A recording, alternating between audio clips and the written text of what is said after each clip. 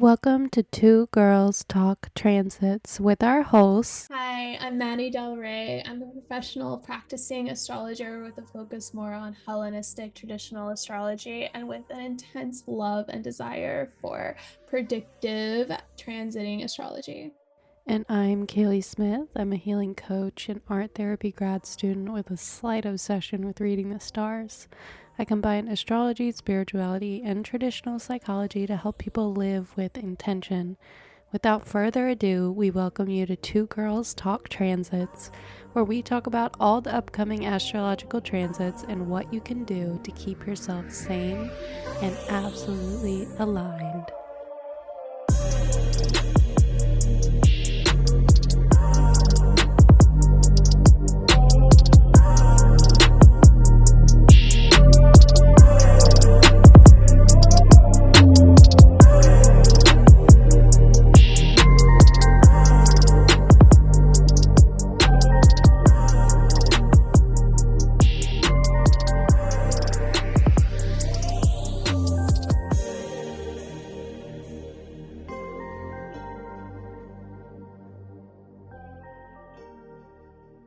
All right, everyone, welcome. We have a special episode today. We're going to be talking transits, but specifically, we're going to be talking about Kaleigh's transit, her solar return chart, as her birthday is on March 4th, but her solar return is really on March 3rd.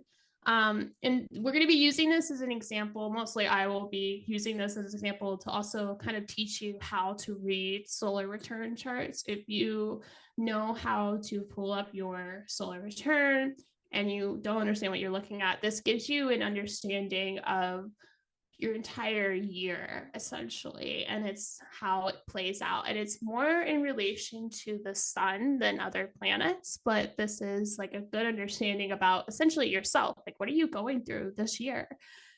And we have this on the video on YouTube if you want to see the whole chart, but I will be kind of reading out the delineations as we go. So obviously Kaleigh is a Pisces, and we have her solar return at 13 degrees of Pisces with her sun there. In this chart, we have a Leo rising. So right off the bat, the sun is now ruling the ascendant. And this is Leo risings are all about that self-expression, right? Like that kind of stepping into your sense of self and who you want to become and how you want to share your expression and your identity and your beliefs with yourself. And I know, Kaleigh, you've been going through a lot of first house transits to begin with. So I think this feels fitting. Yeah, for sure. Yeah, I've been going through Uranus and Jupiter in the first house. Uranus has been there for a while, but Jupiter is much Expanding more, it. yeah, more Yeah. recent transit. So yeah, there's definitely been a lot of first house themes. And I'd had my nodal return about a year and a half ago, my nodal opposition. Mm-hmm. And that was putting my north node in my first house. So that just Mm. happened recently too. Yeah, that's a lot of first house energy. So it's like you're taking everything you've been learning from that past year or two. And now it's like, hey, here's the real test. Like, are you really able to show up authentically and like truly in your sense of self? The catch with that is that the sun is in the eighth house. Then I do use whole sign house system. So if you're wondering about that whole sign house system, whichever sign the rising sign is, that entire sign becomes the first house. And then you just continue on. And this is because whole sign is the oldest house system. It's the one that was used right when astrology was created, and it works for me. So if you have a different house system, no shame there. But eighth house sun, that is going to be a bit of a challenge because through traditional astrology, that house in general is not seen by the ascendant. So there's going to be this bit of a split in your solar year with your year here where you are asked to show up a lot externally and to who you are. But the sun in the eighth is like a lot of what's actually going on in your mind and in your life is kind of hidden or tucked away or in this more private area of your life that deals a lot with like collaborations, group projects, finances, and money, and things like death and transformation is also in the eighth house. Mm-hmm. Mm-hmm. So, how do you feel about that? Like, kind of having a little bit of a split of yourself. Interesting. So I kind of have a question here. So Yeah.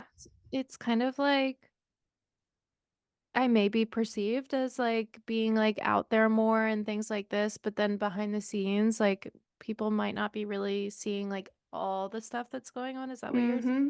Yeah. Yes, exactly that. Like, you are going to be asked to, like, be bolder in how you present yourself and how people perceive you. Yes. But then, like, you may have like a disconnect with that, or you may be like, I actually don't feel that so confident or comfortable with that display, but it's needed of me. But there's still a lot of like hidden internal understanding that you're going through that's really deep.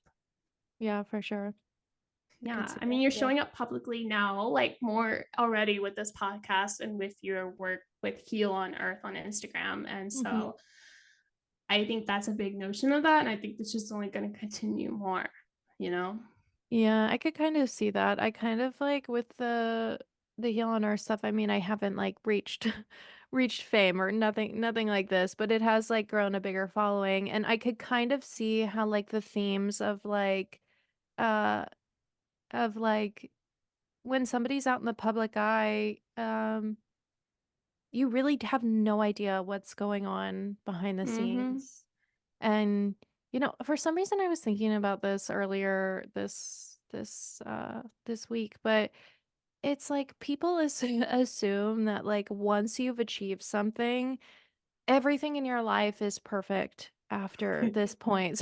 Like example, like, oh, you're Elizabeth Gilbert and you just wrote Eat, Pray, Love. Your life must be perfect now. It's like after she wrote the book, oh, the universe said, you have nothing more to work on at this point in your life. Like, you're perfect. But it's And it's so it's interesting that like this idea we have of like celebrities and people who mhm. have achieved something that they have thus a perfect life after this point. And it's never that way, but it's always like, yeah, like that's what people see. It's literally really people when they look at you, they see that first house and they'll see your 10th. And Mhm. that's it. Everything else they won't understand. That's not the publicly visible parts of yourself. So true. Yeah, they'll see your first and 10th. Yeah. Mm-hmm. So keeping that in mind, like, you have in your 10th house, like in the solar return chart, like that's where you have that Jupiter, that's the Taurus. So you have that Jupiter and Uranus conjunction. So like it is this interesting split. Like that's beautiful for 10th house work, for career work, for like really expanding into your career and expanding again your public image and how you're seen. And it's probably really exciting for a lot of the things that you're creating. But again, all of that is like, but you're still kind of tucked away, maybe not feeling that instant gratification from it at all. Interesting. Yeah. Yeah. Yeah.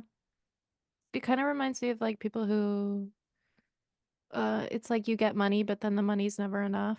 It's like Yeah, you yeah. keep yeah, it's like you it didn't make you feel the way that you thought it was gonna make you feel. Yeah, it's like there's still you realize that your intentions behind the thing were actually different than the thing, if that makes Mm-hmm. sense. I don't know. Yeah, it does. It does for sure. And so that is one thing you'll kind of contend with through this. The other really important thing about the solar return is that you have Saturn right there. So your sun is at 13 degrees Pisces, and then Saturn is at 10 degrees of Pisces. Now, this is a day chart. So Saturn is going to be a little more helpful, but it is a lot like you may feel yourself slowing down with Saturn so close to the sun and then the sun ruling your ascendant in this chart.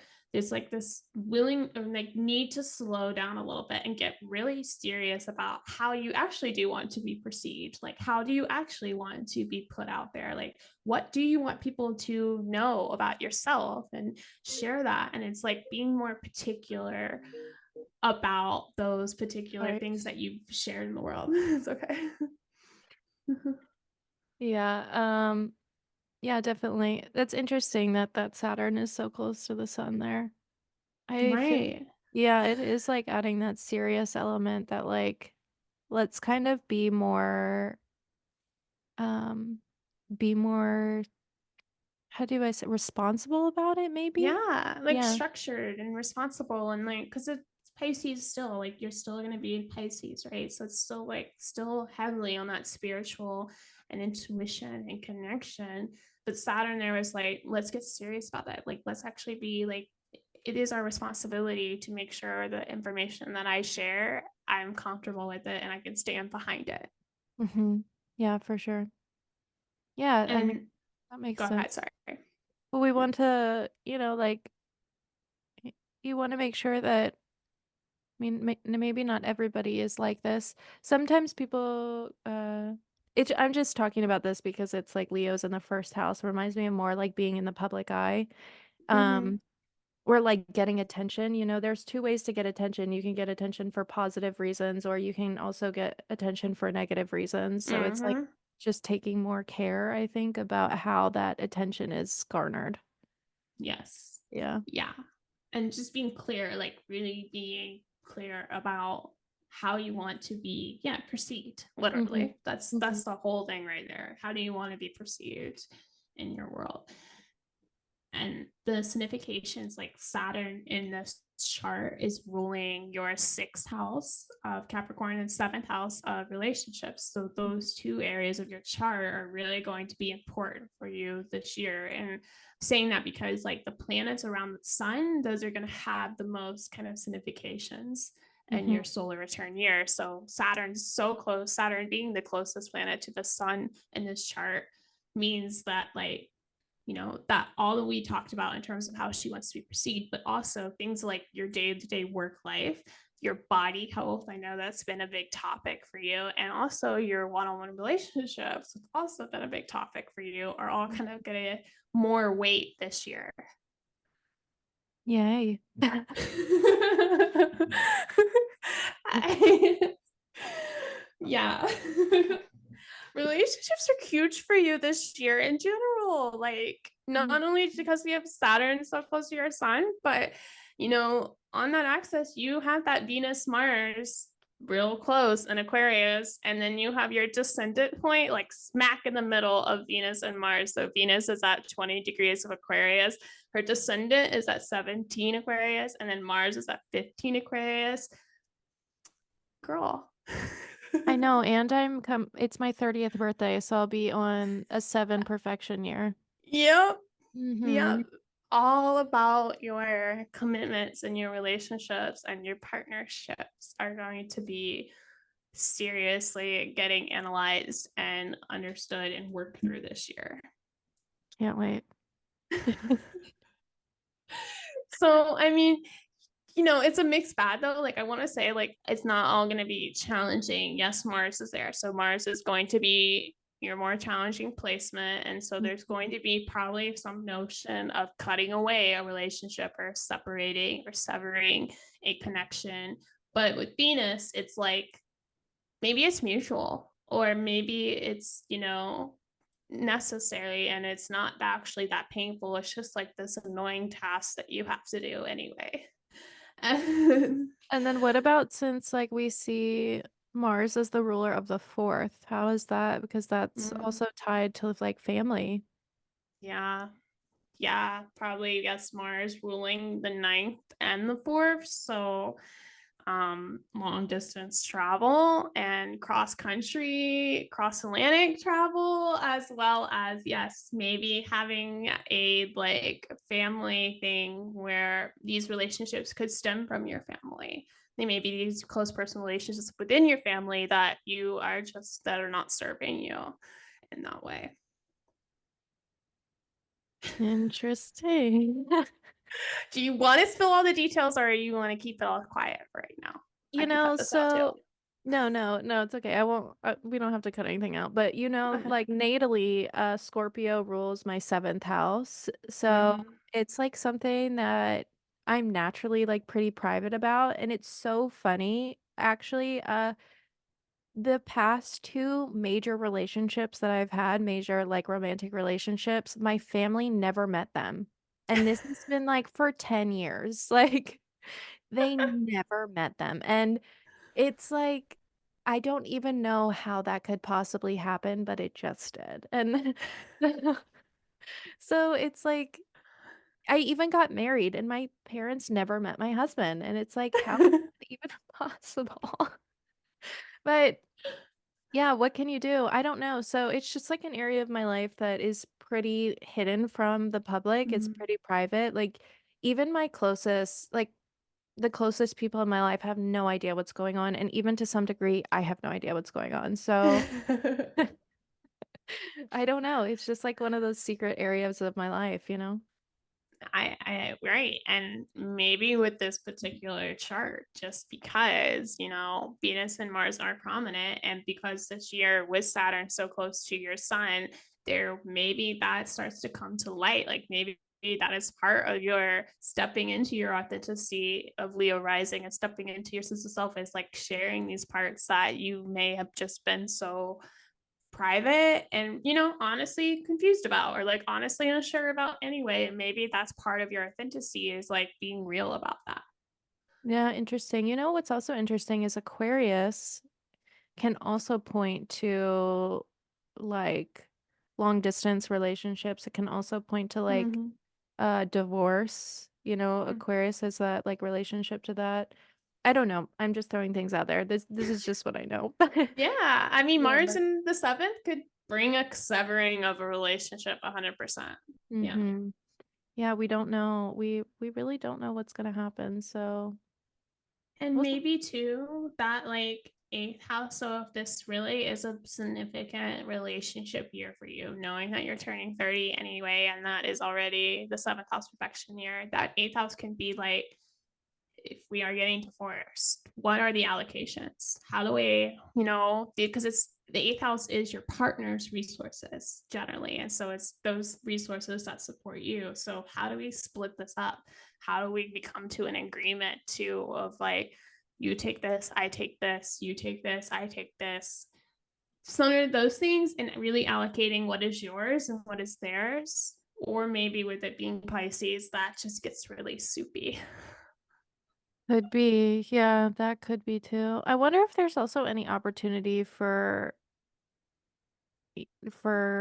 a relationship to, maybe it doesn't have to be a severing, or maybe it can just be like a breaking down of foundation for something else to grow.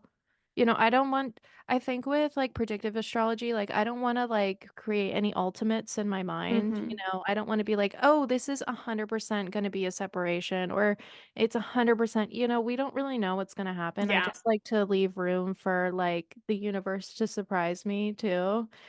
So I'm wondering if it can also be interpreted as like, you know, an old foundation is breaking down, um, and we're totally being innovative about a new way to be together. I mean, it could be like the Aquarius. How do we get innovative about this? How do we change it? How do we, yeah, create something different?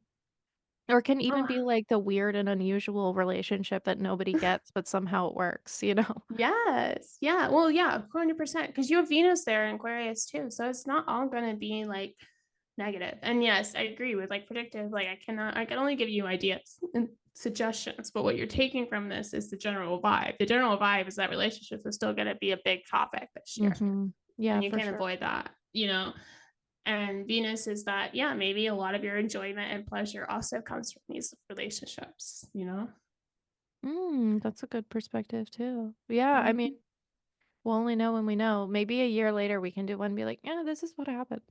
Yes, exactly. And so that's the exciting part. I mean, the last thing I'll mention is just that moon in Sagittarius and the fifth whole sign house that, natally you have your moon in Sagittarius. So it's interesting that you get a solar return with the same kind of moon placement. That doesn't happen often. But a Wait, what? lot of you, go Say ahead. that again. What did you say? Say it again. Natally, your moon is in Sagittarius, and it's interesting that we would have like a solar return with the same moon placement. Like that does not happen often. Most of the time, people's moons in their solar return chart is in a different place. Interesting. Yeah. Mm-mm. So you're familiar already with your moon Sag natally, so you just get double that. And with it being in the fifth house, that's going to relate to, your emotional connections with children and your creative side. How do you want to create more? Also, your relationship with your daughter, that will probably be a significant topic, but also just how do you want to create more in your life and share that with others. Yeah, interesting. I feel like creativity has been a big theme, and especially with like Leo ruling the ascendant, I feel like that could also be a big theme Mm-hmm. for this year. Like I'm just getting more in touch with like what creativity means to me, and yeah, just getting kind of more in touch with that. Can you speak to a bit, where is my North Node? Is it in Libra or is it in Aries? Your In North Node is in Aries. Aries. Yeah. And then your South Node will be in Libra. So for this year, that it speaks to that moon in Sagittarius a bit too. For this year, there's an intense need for long distance travel, expanding your mind as well as like philosophy and spirituality, which I think you've been doing a lot of, but much more of like leaning into that for this path for this year. Yeah, for sure. I feel like that moon, my natal moon in Sagittarius gives me that like deep emotional need to be able to have freedom and to travel. Mm-hmm. Yeah, Yeah. so for some reason, every time I think about like putting restrictions on Sagittarius, uh, it reminds me of Britney Spears. Because she's a Sag sun, and this poor Sagittarius woman, that a Sagittarius has such a need to be free, and this poor Sagittarius woman had like 15 years of her life, or however long it was. I don't know Britney Spears like specifics, but that she was trapped under that conservatorship, and I feel like Yeah. that poor thing, like that must have been so soul crushing for a Sag. Right. Yeah. Oh my gosh, to be contained when all you want to do is expand. Oh, I know. Mm-mm. Poor Yeah, you thing. need a lot of travel. You need to expand yourself this year too. Don't contain yourself.